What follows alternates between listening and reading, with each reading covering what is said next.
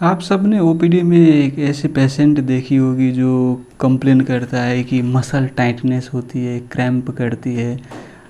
Generally काफ muscles में bilaterally वो symptoms predominant होती है, लेकिन हैमस्ट्रिंग्स मसल्स, थाई मसल्स में भी वो सिम्टम्स कोई कोई पेशेंट डिस्क्राइब करती है।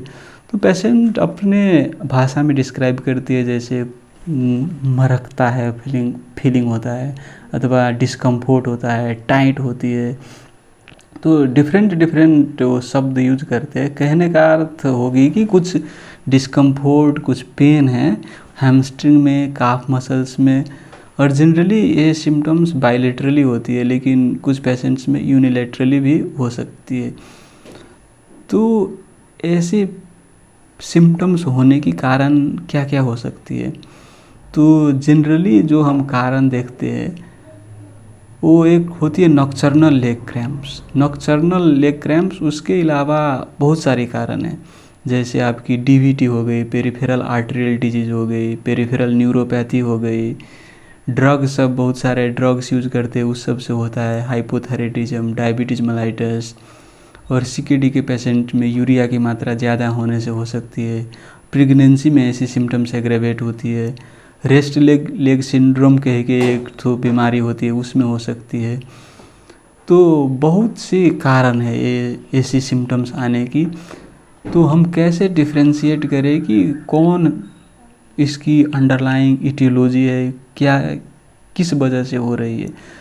तो इस संदर्भ में हम पेशेंट को ये क्वेश्चन पूछ सकते हैं कि आपकी जो सिम्टम्स है वो डिस्कम्फोर्ट वाली, वो आपकी लेग मूवमेंट करने से रिलीव होती है कि नहीं होती है। जैसे आप सब जानते हैं कि रेस्ट लेग सिंड्रोम में पेशेंट जब स्लीपिंग के लिए बेड पर जाता है, तो जब सोने की कोशिश करता है तो उसको एबनॉर्मल सेंसेशन होती है, डिस्कम्फोर्ट होती है, और उसके बाद वो लेग मूव करने से वो सिम्टम्स रिलीव हो जाती है, या फिर वॉकिंग करने लगे तो वो सिम्टम्स से रिलीव हो जाती है।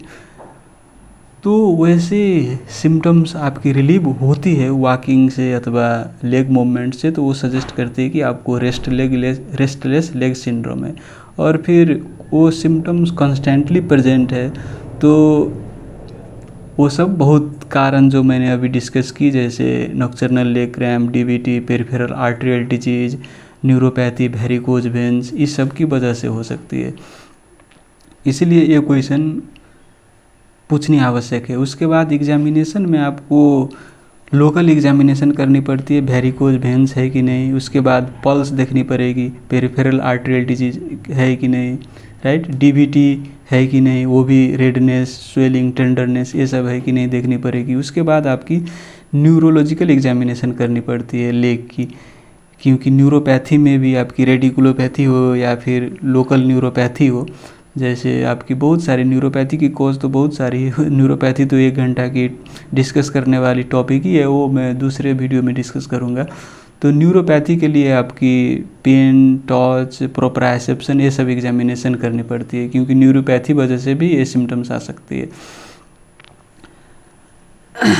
तो ये मैंने बोल दिया कि एग्जामिनेशन। और हिस्ट्री में मैंने एक बात आपकी मुझे डिस्कस करने छूट गई, वो थी ड्रग्स हिस्ट्री। जैसे ड्रग्स ले रहा है कि नहीं पेशेंट, जैसे आपकी डायरेटिक्स, स्टैटिन्स, ये सब भी आपको इलेक्ट्रोलाइट इम्बैलेंस करके, अथवा स्टैटिन तो डायरेक्ट मसल को डैमेज करती है, तो इस सब से भी आपकी क्रैम्पिंग हो सकती है।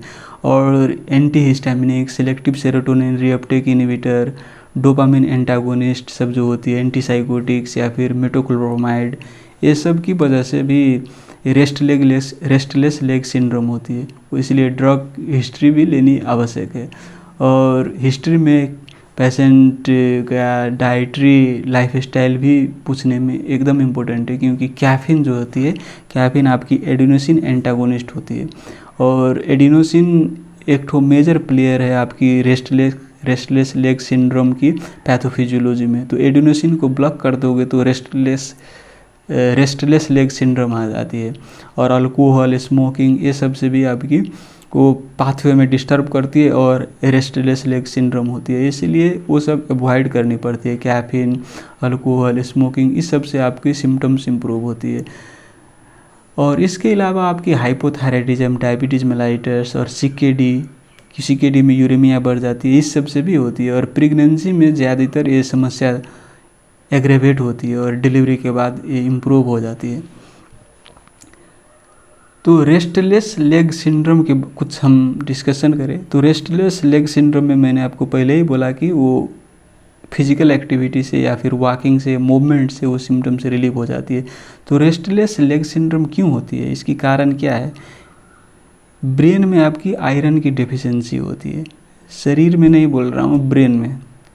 ये ब्रेन और शरीर हमारा डिवाइडेड है ब्लड ब्रेन बैरियर से। जो भी ब्लड से जो भी केमिकल सब है वो मॉलिक्यूल सब ब्रेन के भीतर नहीं जा पाती है। इसलिए आप ब्लड में देखेंगे तो आयरन की मात्रा सही होगी, लेकिन ब्रेन में डिफिशियंसी हो सकती है। इसीलिए हम टारगेट करते हैं कि फेरिटिन की मात्रा 100 से ज़्यादा रखें ऐसी पेशेंट में, और ट्रांसफेरिन सैचुरेशन मोर देन 20%।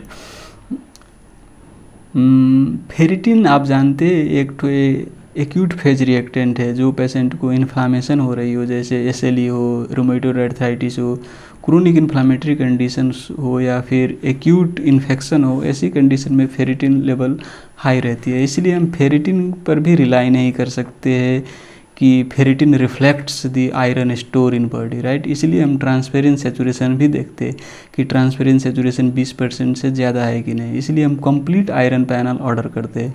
और आयरन की टेस्ट के संबंधी मैंने एक तो यूट्यूब शॉर्ट बनाई थी, और I don't know whether you had seen और नॉट।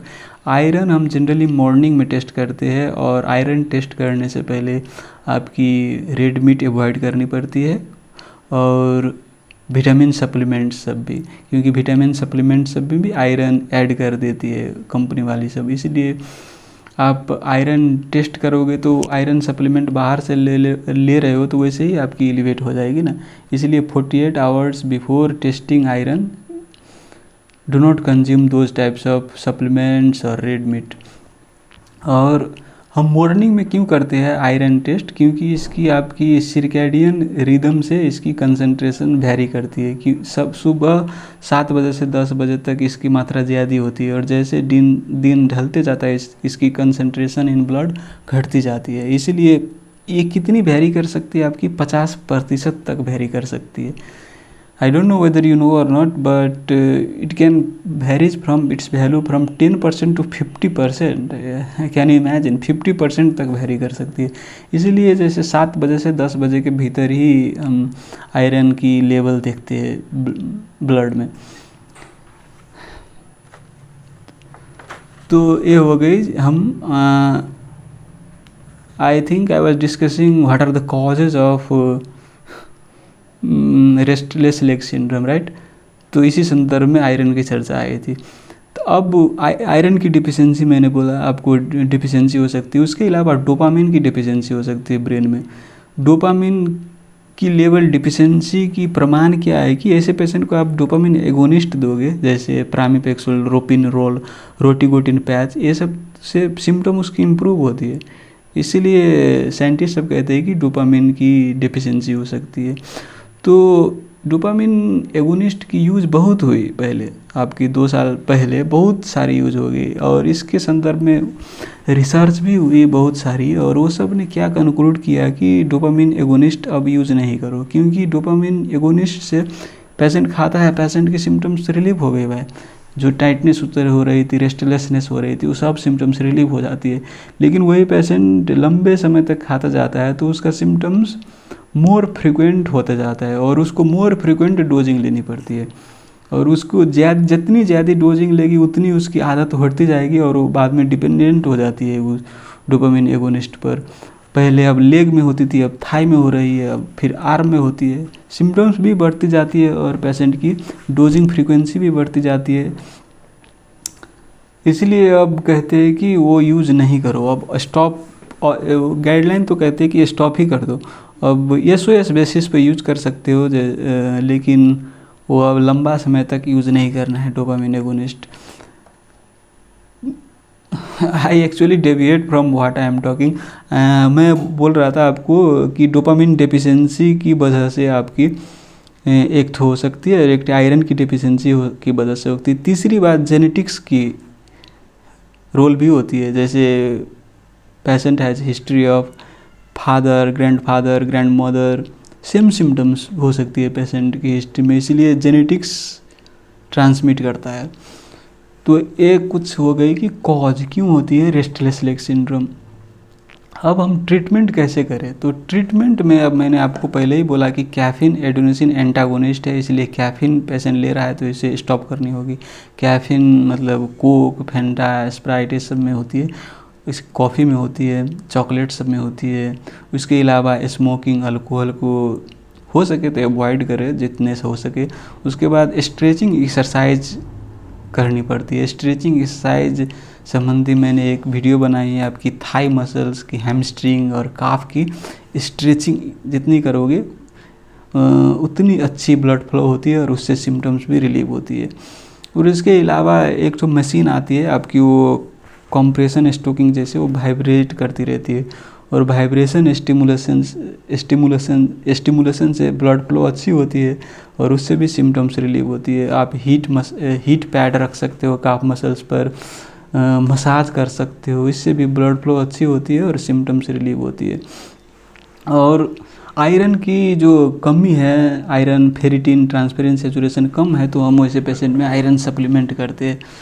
और आयरन सप्लीमेंट के अलावा आयरन सप्लीमेंट से सिम्टम इम्प्रूव नहीं हुई तो हम गाबापेंटिन, प्रीगैबलिन जैसी ड्रग्स फर्स्ट लाइन ड्रग है। आजकल गाइडलाइन वही कहती है कि गाबापेंटिन, प्रीगैबलिन यूज करो, और उससे सिम्टम्स रिलीव नहीं, 4 हफ्ता हम यूज किए और उससे सिम्टम्स रिलीव नहीं हो रही तो हम ऑपियोइड की तरफ जा सकते हैं। ऑपियोइड की कैसे आई इसकी ट्रीटमेंट में, क्योंकि आपकी ऑपियोइड विथड्रॉल के पेशेंट सबको रिसर्चर सब ने अध्ययन किया और वैसे ही रेस्टलेस लेग वाली सिंड्रोम वाली सिम्टम्स आ रही थी, तो और उस वही पेशेंट को ऑपियोइड देने के बाद वो सिम्टम्स रिलीव हो जाती थी। तो रिसर्चर सब ने क्या किया कि they thought to experiment this drug on this types of patients, और वो सब ने पाया कि प्लेसेबो से अच्छी रिस्पॉन्स होती है। इसीलिए अब ऑपियोइड को भी स्थान दिया गया है कि इस रेस्टलेस लेग सिंड्रोम की ट्रीटमेंट में। और आप कोई सी भी ऑपियोइड ले सकते हो क्योंकि इसकी क्लास इफेक्ट होती है, लेकिन we physician generally prefer methadone, क्योंकि मेथाडोन आपकी लंबी एक्टिंग है, वंस डे डोजिंग करोगे तो भी सफिशिएंट है, मल्टीपल टाइम्स डोजिंग नहीं करनी पड़ेगी, इसीलिए वी प्रीफर मेथाडोन। और इसके अलावा डाइपिरिडामोल भी यूज़ कर सकते हैं। डाइपिरिडामोल कैसे काम करती है, तो ये एडिनोसिन एंटागोनिस्ट है, एगोनिस्ट है, कैफीन एंटागोनिस्ट है। मैंने पहले बोला कि आपकी एडिनोसिन पाथवे, एडिनोसिन भी रोल प्ले करती है आपकी रेस्टलेस लेग सिंड्रोम में। तो एडिनोसिन को ब्लॉक करोगे तो सिम्टम आती है, और डाइपिरिडामोल क्या है, एडिनोसिन एगोनिस्ट है, तो इससे भी सिम्टम्स रिलीव होते हैं। तो ये सब हो गई कुछ ड्रग ट्रीटमेंट। और हम शुरू में गाबापेंटिन, प्रीगैबलिन ट्राई करते, उससे इम्प्रूव नहीं हुई तो ऑपियोइड्स की तरफ जाते, ऑपियोइड से इम्प्रूव नहीं हुई तो डाइपिरिडामोल ट्राई कर सकते हैं।